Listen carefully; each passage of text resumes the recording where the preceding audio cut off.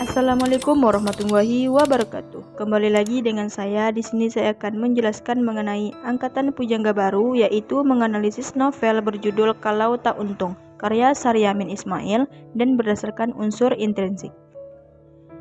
Nah, apa itu angkatan pujangga baru? Angkatan pujangga baru adalah salah satu gerakan dalam bidang kebudayaan yang di dalamnya mencakup sastra. Pujangga baru banyak media-media yang dimanfaatkan oleh para sastrawan untuk mengekspresikan idenya. Media-media tersebut antara lain Timbul dan Panji Pustaka. Keduanya memiliki rubrik khusus sastra. Pujangga baru yaitu satu-satunya majalah yang memuat karya sastra secara khusus pada waktu itu. Pujangga baru ini bertujuan untuk membawa atau menyebarkan semangat baru dalam lapangan kesusastraan kesenian, budaya, kebudayaan, dan sosial yang tujuan akhirnya adalah terbentuknya persatuan bangsa.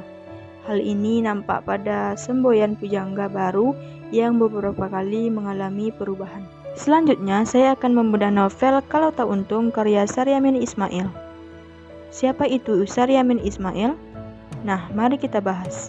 Saryamin Ismail selain dikenal sebagai seorang sastrawan juga merupakan salah seorang tokoh dan pemikir pendidikan pergerakan nasional. Dilahirkan oleh seorang ibu bernama Sari Uyah dan bapaknya bernama Lau yang bergelar DT Raja Melintang. Anak kedua dari 5 bersaudara ini lahir di Kampung Koto Panjang, Desa Sanurut, Talu Pasaman, Sumatera Barat pada tanggal 31 Juli tahun 1909. Basariah adalah namanya sewaktu lahir, namun karena sering sakit diganti oleh neneknya yang bernama Siti Sari 6 menjadi Sari Amin.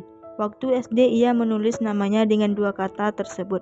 Agar lebih manis, ia mengubah menjadi 1 kata, yaitu Saryamin. Adapun sinopsis novel Kalau Tak Untung karya Saryamin Ismail. Novel Kalau Tak Untung ini menceritakan kehidupan Rasmani, seorang wanita muda. Ia berasal dari keluarga yang menjunjung tinggi pendidikan di atas segalanya. Meskipun lingkungan sekitarnya masih mematuhi undang-undang yang membatasi akses perempuan ke pendidikan. Upaya Rasmani untuk menjadi guru tidak digagalkan oleh ketidaksepakatan dengan lingkungannya. Ia juga mengagumi Masrul, seorang pemuda yang sependapat dengannya bahwa perempuan harus memiliki akses pendidikan. Dalam budaya Minangkabau, perkawinan sedarah tunduk pada pembatasan yang ditetapkan oleh Rasmani dan Masrul. Keluarga Rasmani mendukung keputusannya untuk mencari pendidikan tinggi dan berkarir sebagai guru.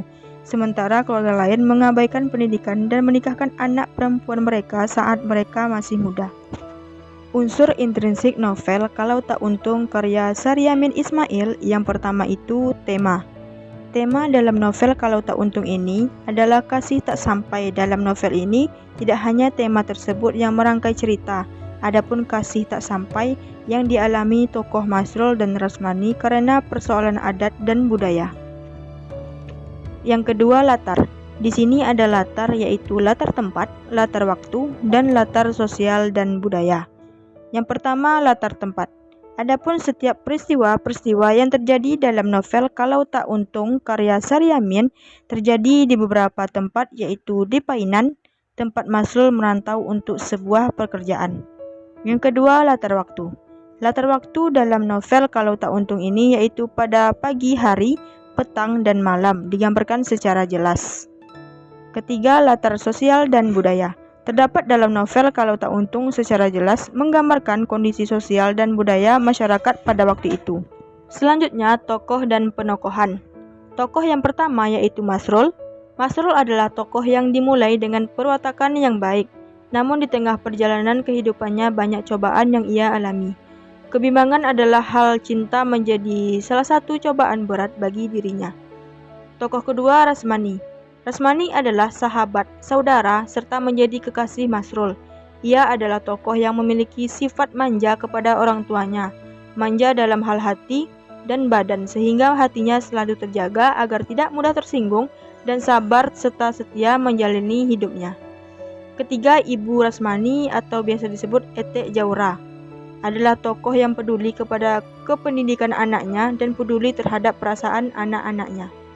Keempat, Ayah Rasmani, yaitu Datuk Sinaro, adalah tokoh yang peduli kepada pendidikan anaknya dan peduli terhadap perasaan anak-anaknya. Dan yang kelima adalah Dalipah, yaitu kakek kandung Rasmani yang menyayangi adiknya serta pandai menghibur hati adiknya di saat adiknya sedang bersedih. Sekian pemaparan materi dari saya. Wassalamualaikum warahmatullahi wabarakatuh.